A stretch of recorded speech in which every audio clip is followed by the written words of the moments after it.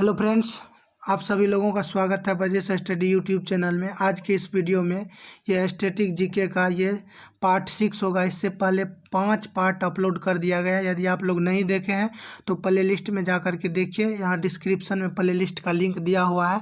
चलिए प्रारंभ करते हैं। इसमें आपको 40 प्रश्न होगा और आपको किसी भी एग्जाम में ये 40 प्रश्न ऐसा प्रश्न है कि यहाँ से लगभग आपको 20 प्रश्न देखने को मिलेगा। चलिए प्रारंभ करते हैं और पहला प्रश्न देखते हैं क्या निकल कर के आता है। कि यहाँ पर पहला प्रश्न जो है यहाँ पूछा गया है कि उत्तर पूर्वी भारत में पारंपरिक रूप से प्रदर्शित किया जाने वाला जोबिनी नृत्य किनके द्वारा किया जाता है। तो ये जोबिनी नृत्य जो किया जाता है, एक वहाँ का जो जनजाति है दिमास जन के द्वारा ये जोबिनी नृत्य किया जाता है। नेक्स्ट है क्वेश्चन नंबर 2, न्यूजीलैंड के निवासियों को इनमें से किस नाम से जाना जाता है। तो न्यूजीलैंड के निवासी को कहा जाता है कीवीज। न्यूजीलैंड के निवासी को क्या कहा जाता है? कीवीज कहा जाता है। नेक्स्ट है क्वेश्चन नंबर 3, निम्नलिखित में से कौन सा सत्य है। आपको ध्यान देना है यहाँ कौन सा सत्य है। दो कथन है। कन्फ्यूशियस पीस प्राइज की स्थापना, यानी कन्फ्यूशियस को जो शांति प्राइज है, शांति पुरस्कार, कन्फ्यूशियस शांति पुरस्कार की स्थापना 2010 में की गई थी। ये बिल्कुल सही है। इसे चीन का नोबेल शांति पुरस्कार कहा जाता है। आप ध्यान देंगे ये भी सही है, यानी दोनों कथन यहाँ सही है। तो यहाँ से आपको प्रश्न पूछा जा सकता है, कन्फ्यूशियस शांति पुरस्कार की स्थापना 2010 में किया गया था और चीन का नोबेल शांति पुरस्कार किसे कहा जाता है। तो ये कन्फ्यूशियस का, क्योंकि ये कन्फ्यूशियस जो है चीन के एक दार्शनिक है। नेक्स्ट देखिए, इसरो किस संगठन का शब्द संक्षेप है। तो इसरो के बारे में आप लोग जानते होंगे कि इंडियन स्पेस रिसर्च ऑर्गेनाइजेशन इसका पूर्ण रूप होता है और 15 अगस्त 1969 को इसरो की स्थापना की गई थी और इसका जो हेडक्वार्टर है ये बेंगलुरु में है। आपको कर्नाटक के बेंगलुरु में है और इसरो के जो अध्यक्ष अभी के सिवान है, जिसे रॉकेट मैन ऑफ इंडिया के नाम से भी जाना जाता है। नेक्स्ट देखिए कि वालर नृत्य किनके द्वारा किया जाता है। ध्यान देंगे आप लोग, ये बहुत ही इंपॉर्टेंट क्वेश्चन है कि वालर नृत्य जो किया जाता है, तो वालर नृत्य ये गरासिया जनजाति के द्वारा किया जाता है, वालर नृत्य। चलिए नेक्स्ट है, स्टीफन हॉकिंग को आइंस्टीन पुरस्कार से किस वर्ष सम्मानित किया गया। तो आइंस्टीन पुरस्कार से स्टीफन हॉकिंग को कब सम्मानित किया गया? 1978 ईस्वी में किया गया था। 1978 में ये जो है स्टीफन हॉकिंग ये ब्रिटेन से खास करके संबंधित है और ये जो आप देखते होंगे कि ये स्टीफन हॉकिंग आपको फिजिक्स से संबंधित है, भौतिक विज्ञान से। नेक्स्ट है, सुमेलित करना है आपको हाफ ए लाइफ। यहाँ पर ध्यान देना है कि सुमेलित है ये पूछा गया है। तो आप यदि देखेंगे तो अग्नि की उड़ान विंग्स ऑफ फायर ये सुमेलित है, बाकी कोई सुमेलित नहीं है। लेकिन यहाँ पर आप देखिए कि हाफ ए लाइफ के लेखक हो जाएगा BS नैपाल। उसके बाद है आपको वर्शिपिंग फॉल्स गॉड ये है अरुण शौरी, इसके लेखक है। Worshipping false gods Arun Shourie. उसके बाद है जीत आपकी, एक पुस्तक है, इसके लेखक है शिव खेरा, जीत आपकी शिव खेरा। नेक्स्ट है कि सलमान रुश्दी, यहाँ पर ध्यान देना है कि किस क्षेत्र से संबंधित है। सलमान रुश्दी आपको साहित्य से संबंधित है। उसके बाद जो है ये जेरी यंग आपको हो जाएगा इंटरनेट से संबंधित है, जेरी यंग इंटरनेट से। और हरीश खरे ये मीडिया के क्षेत्र से संबंधित है, हरीश खरे। चलिए नेक्स्ट देखिए कि निम्नलिखित में से, और यहाँ जेरी यंग जो है आप लोग जानते होंगे कि गूगल की स्थापना 1998 ईस्वी में लेरी पिंज एवं जेरी यंग के द्वारा किया गया था। तो ये जेरी यंग वही गूगल से संबंधित है। नेक्स्ट है क्वेश्चन नंबर 9, निम्नलिखित में से कौन सा एक कथन असत्य है। आपको ध्यान देना है। पहला है, वर्ष 1971 में हैदराबाद में नाभिकीय ईंधन परिसर की स्थापना की गई थी, ये आपको कथन बिल्कुल सही है। 2 में है कि 1987 ईस्वी में भारतीय परमाणु विद्युत निगम लिमिटेड NPCIL की स्थापना की गई, ये भी सही है। वर्ष 1940 में मैनहट्टन परियोजना में परमाणु ऊर्जा का पहली बार प्रयोग किया गया था, ये भी सही है। तो आप यहाँ से ये तीनों कथन आपको सही है। नाभिकीय ईंधन परिषद 1971 में। उसके बाद है भारतीय परमाणु विद्युत निगम लिमिटेड की स्थापना 1987 1987 में, और मैनहट्टन परियोजना में परमाणु ऊर्जा का पहली बार प्रयोग 1940 में किया गया था। ये तीनों कथन सही है, इसीलिए इसका हो जाएगा इनमें से कोई नहीं, क्योंकि आपको असत्य को चुनना है लेकिन सभी सत्य है। ध्यान दीजिए। नेक्स्ट क्वेश्चन है कि अंतर्राष्ट्रीय योग दिवस कब मनाया जाता है। तो अंतर्राष्ट्रीय योग दिवस जो है आपको 21 जून को 2015 से मनाया जाता है। तो 2015 से आपसे यहाँ से प्रश्न पूछा जा सकता है कि योग दिवस कब से प्रारंभ किया गया। तो 21 जून 2015 से प्रारंभ किया गया था। यहाँ ऑप्शन ए में 7 अप्रैल है, विश्व स्वास्थ्य दिवस मनाया जाता है, क्योंकि 7 अप्रैल 1948 को WHO वर्ल्ड हेल्थ ऑर्गेनाइजेशन की स्थापना की गई थी, जिसका मुख्यालय आपको कहाँ है, जेनेवा है। और यहाँ ऐसे याद रख सकते हैं कि हेल्थ आपका यदि सही रहेगा तो आप जी पाएंगे। तो हेल्थ दिवस यानी स्वास्थ्य दिवस 7 अप्रैल, और ये 21 सितंबर को विश्व शांति दिवस मनाया जाता है। नेक्स्ट है क्वेश्चन नंबर यहाँ 11 है कि जनगणना 2011 के अनुसार किस केंद्र शासित प्रदेश का लिंगानुपात सबसे कम है। तो यहाँ पर दमन एवं द्वीप।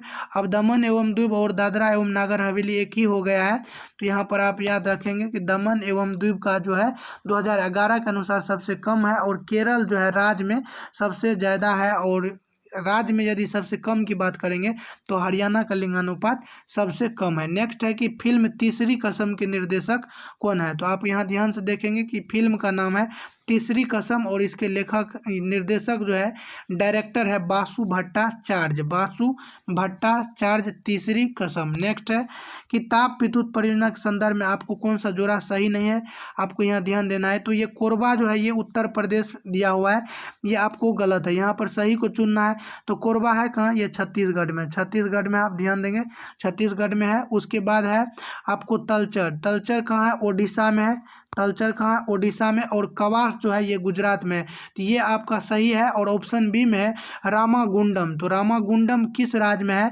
आप लोग कमेंट्स में बताइए, ताकि पता चलेगा कि कितने लोग वीडियो को पूरा देखते हैं। तो रामागुंडम का आप लोग कमेंट्स में बताइएगा किस राज्य में है।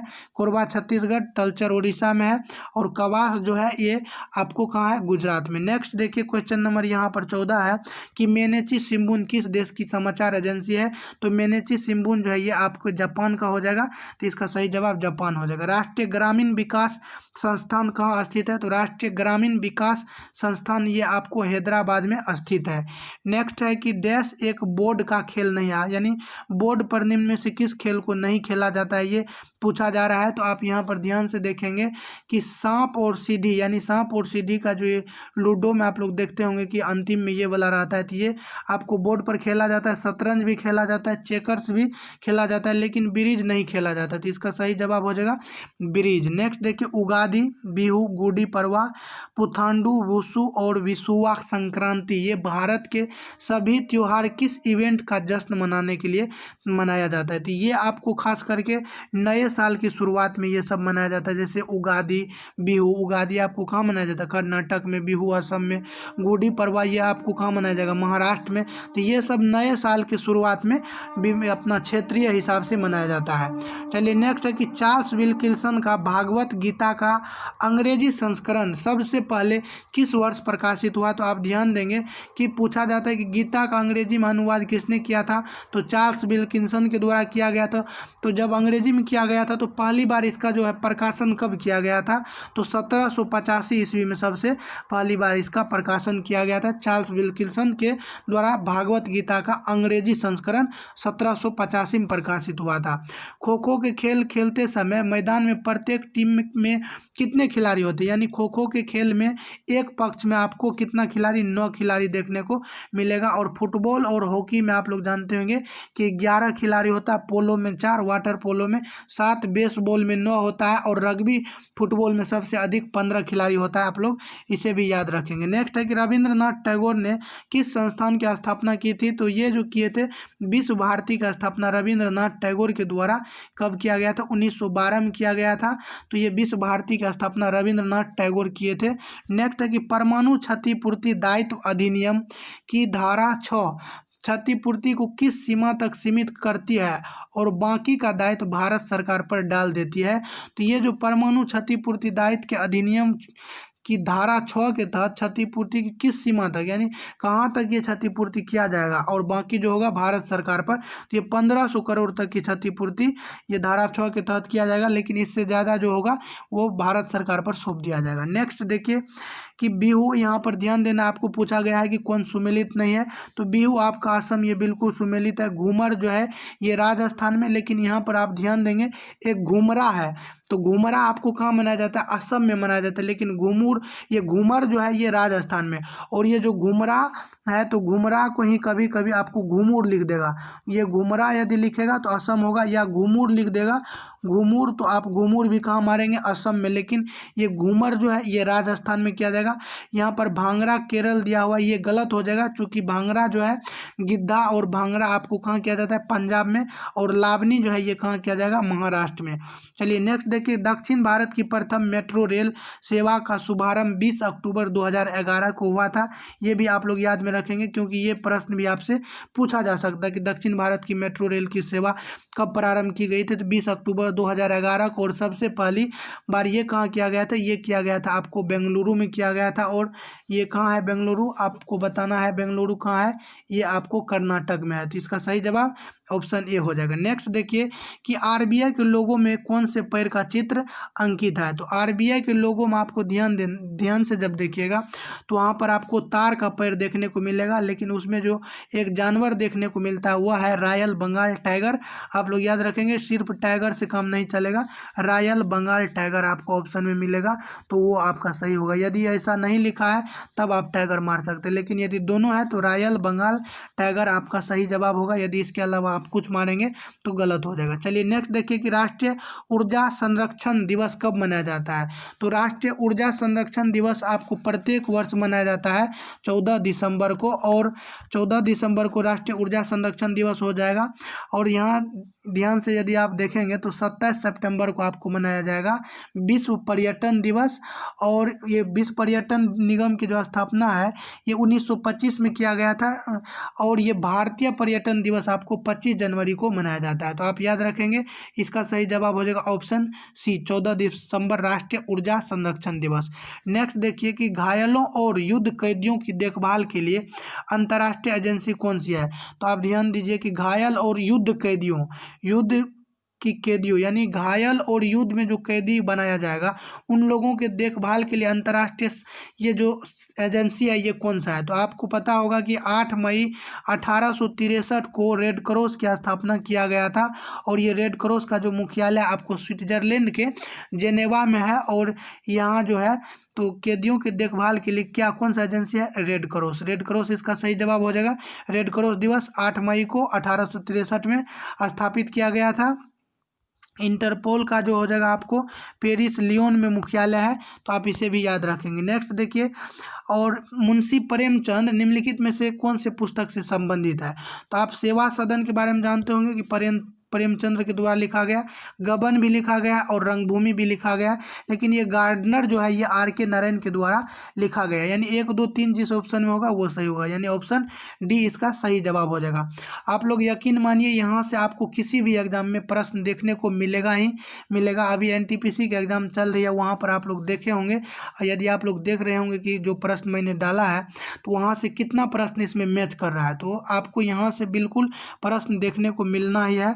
यहाँ देखिए कि 8 नंबर में दिया है कि लावेर कप किस खेल से संबंधित है, तो बिहार एसआई के मेंस में ये पूछा गया था कि लावेर कप किस खेल से संबंधित है, ये आपको टेनिस खेल से संबंधित है। लावेर कप एक शब्द है लव, जो वो भी आपको कहाँ संबंधित है, टेनिस से। नेक्स्ट देखिए कि हिडकल परियोजना कर्नाटक में किस नदी पर है, तो हिडकल परियोजना कर्नाटक में आपको घाट प्रभा नदी पर अवस्थित है, घाट प्रभा पर हिडकल परियोजना। नेक्स्ट देखिए कि इस्पात का चौखटा की संज्ञा दी गई है किसको, तो आप लोग जानते होंगे कि ब्रिटिश काल में ICS इंडियन सिविल सर्विस में जाने के लिए इसे जो है बहुत कठिन माना जाता है, इस वजह से इस्पात का चौखटा कहा गया है। और भारतीय नागरिक सेवा में जो भारत की तरफ से ICS में चुने जाने वाले प्रथम भारतीय सत्येंद्र नाथ टैगोर थे, और इनका जो चयन है 1863 ईस्वी में किया गया था।